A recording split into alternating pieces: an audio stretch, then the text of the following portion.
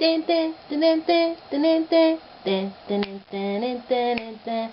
Love and Hip Hop ATL Season 6 Episode 5 War and Peace.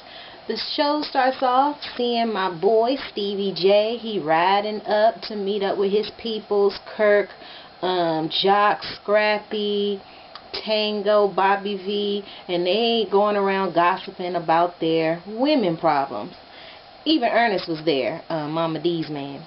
And they basically end up getting on Kirk and Jock, because Jock ended up saying that he think he might have slept with her too, and Kirk not even looking upset about it. But in the end, somebody ended up saying, dang, so y'all, having sex with the chick with condoms, but she pregnant. So is that a reality check for men? Like, is this a public service announcement letting men know, even though you wearing condoms with these chicks, you need to understand you can still get the women pregnant? So I don't know if y'all didn't know this before, but it's obvious, and it is obviously. They don't say that the condoms are 100%. Just because you're wearing the condoms, if you out here having the sex with random chicks, you can possibly be a baby daddy. And you're going to be a baby daddy to a stripper, to a whore, to a woman that has sex with multiple dudes for money. So get it together, dudes. Jocelyn, she walks into, I think this was an ice cream place or something, and guess what? She knows Lovely Mimi. Lovely Mimi has not said that, because she was in the show last week or whatever.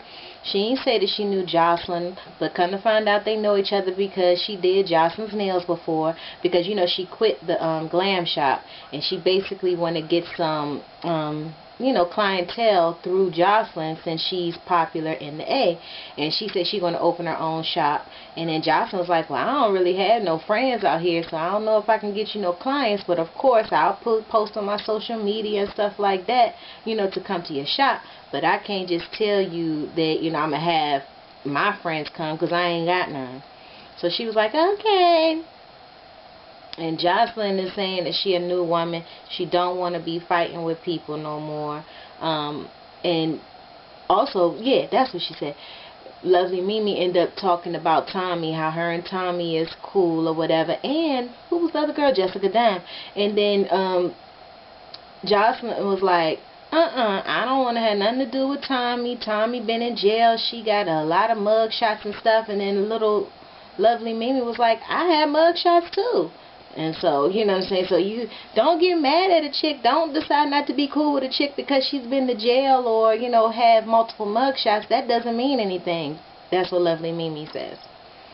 So yeah, Jocelyn says she a new woman. Okay? Jock, he knows who Shooter is. That's one thing. Everybody knows everybody, and this is how you find out how everybody knows each other.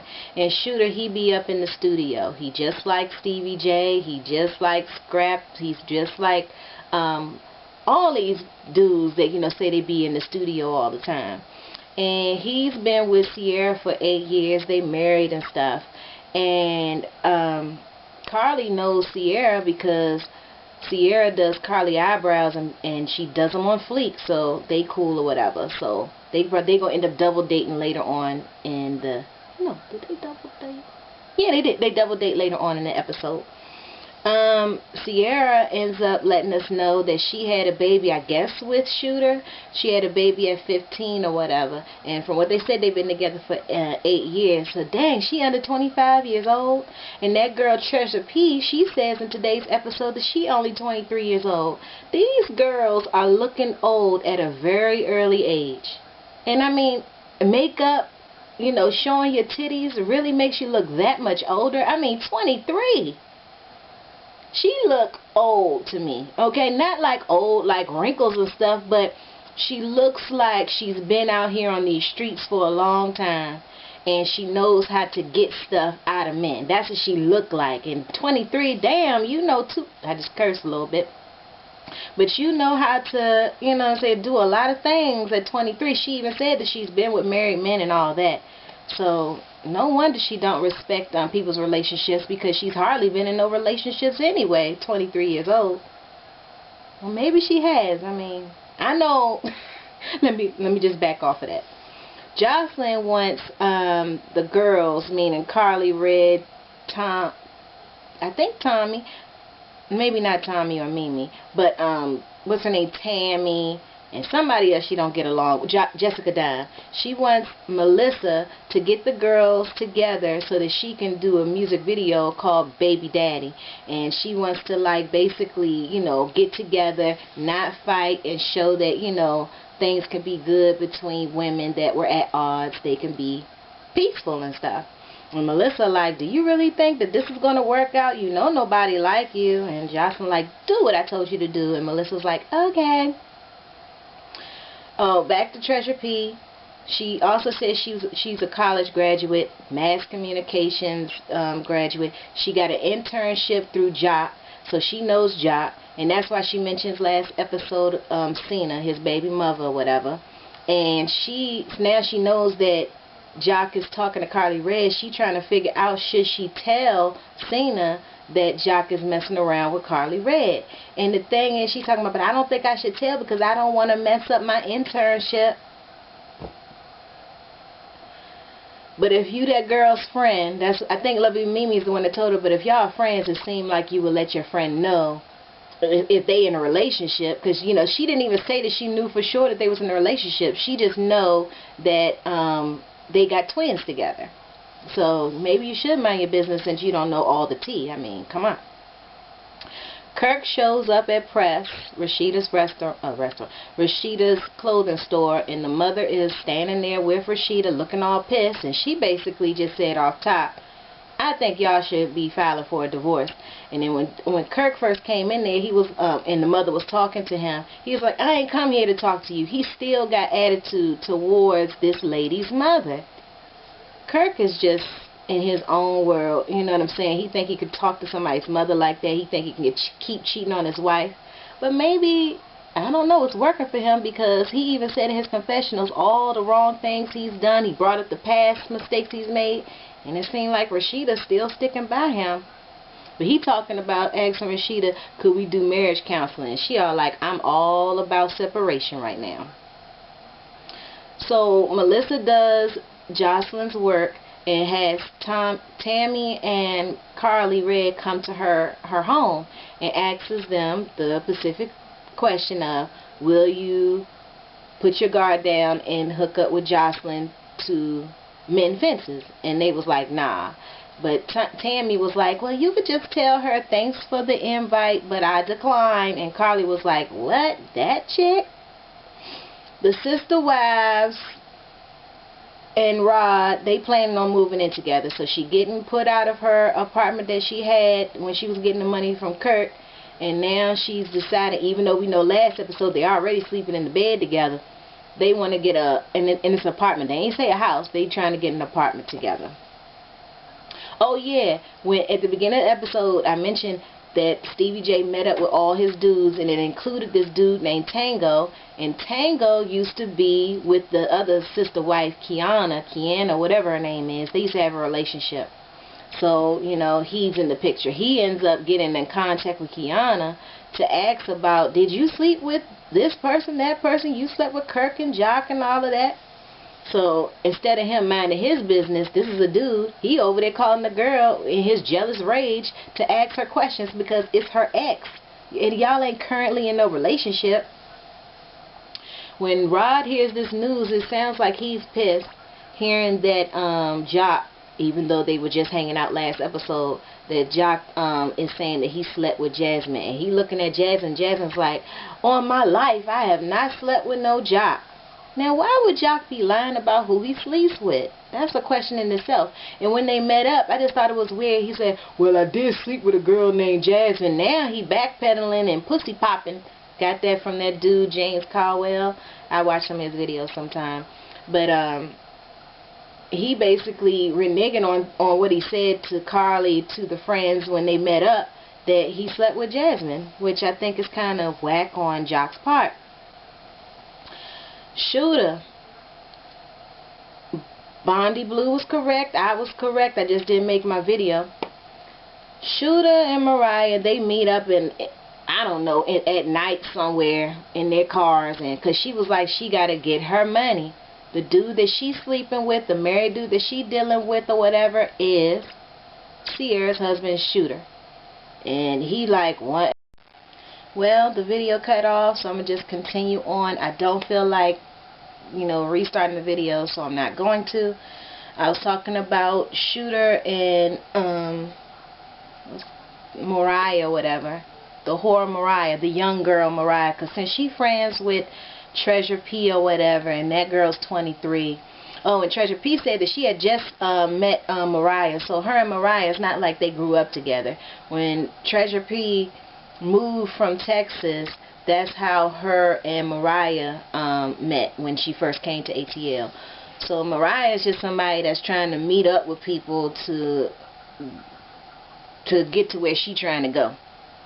But anyway, she meets up with Shooter, and basically how she gets money for him, she threatens him all the time, saying, I could go ahead and call your wife. And it was a big, stack of money. It was a $100 bill right on top. We don't know what's underneath that. But she was basically saying that stack was not enough money that she got, that she was holding like a cell phone. She was like, this all the money that you got?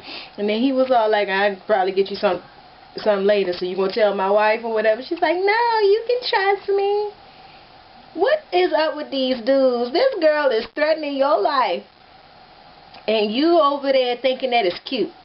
Oh, and then he was like, you look like you going on a date with somebody and stuff. And then she like, and then come to find out they be getting down. He all touching her thigh and everything. She had that short little dress on, and he all like, you got to do that thing that you do. And she's like, well, you got to do that thing that you do. Whores. And I'm talking about both of them. He a whore, she a whore. He ain't hit us his first day on the episode. He can't even be. At least Kirk, he went of his first season on Love and Hip Hop. You was liking Kirk. I was. I was like thinking nothing was too wrong with Kirk, and then he just bad after that. But anyway. Oh, and she called Sierra a bitch, and all he said was, why you call her that? He wasn't even mad that he disrespected his wife right in his daggone face. Alright, Carly Red and Jock, they could decide, well, Rod probably got in touch with Jock because he wanted to meet all four of them, Jasmine, to discuss, because it's a rumor that Carly Red is spreading the baby picture all over the place, and the fact that Jasmine and Jock supposed to sit together, and Rod is upset about it. They meet up, and Carly just sitting, and Rod all upset, and he ends up saying that he doing something with Cena, talking about, which is Jock's baby mother, talking about he talked to her every day and all that. What? Aren't you just in jail? What is Cena? And then I think she's supposed to be the educated one. What's she doing talking to Rod? And then I think she even going to say, is that next episode or was that on this episode? I think it's next episode. Yeah, we're going to see Cena. We didn't see her tonight. Jock asked her about it, and she was like, yeah, we kind of dating Cena. You went from Jock to Pimp Rod? Cena, you're not doing any better for your twins. I mean, if she is talking about dating Rod, well, when she sees this season of Love and Hip Hop, maybe she won't be dealing with him anymore, because it don't seem like she's supposed to be doing that. Uh-oh, they show... Ooh, Dawn. They showing on the breaks. Well, anyway, on the breaks they showing clips, scenes for next week's Love and Hip Hop, and Dawn had the short hair. She looks so much better with that short hair. Anyway, Treasure invites Tommy out because she basically feel like she got off on the wrong foot with Tommy. And Tommy, I like how she changed her voice or whatever. Do I like it? I'm saying I like it because it's so fake. It's a fake voice, so I like it because it's so super fake. And basically Tommy ends up fighting her. She came there ready to fight, taking her shoes off and everything. She came late to the spa thing or whatever because what's her name was already finished with her spa and everything. And she was getting ready to go, and Tommy was on the go to get in that A. But anyway, Jocelyn, she gets out of her G-Wagon to meet up with Melissa to see if she got the girls together. And when she walks in, the only one that's there is Jessica Dime. And that's how the show goes off. So that was Love and Hip Hop ATL Season 6, Episode 5, War and Peace. So yeah, guys. Anything else? I watched Hip Hop Squares. That's why I would have did it a little earlier, but I did want to see Drita and Jocelyn. They were the people, whatever, standing with D-Ray. Michael Blackson still cracking me up. I'm mad that they, like, not mad, but I don't know why they keep joking with him, talking about him being African, that he's not attractive, his outfits are whack. I wonder why he accepts that, but that's him. I mean, I guess it's comedy to him. Khalees was on there. T.I. was on there. So, yeah. I made 2 videos today. Alright. Check you later. Peace out.